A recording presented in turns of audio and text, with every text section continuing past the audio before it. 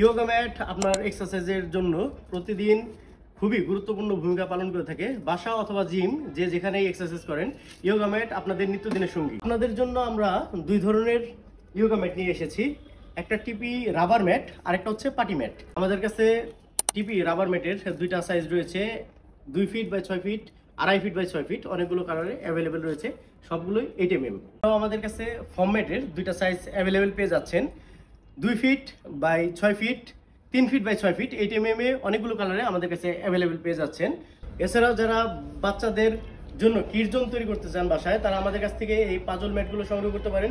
এগুলোর size 22 inch by 22 inch, 10 mm এ available পেয়ে যাবেন। এছাড়াও আমাদের কাছে 22 ইঞ্চি বাই 22 ইঞ্চি, 20 mm ও অ্যাভেলেবেল পেয়ে যাবেন।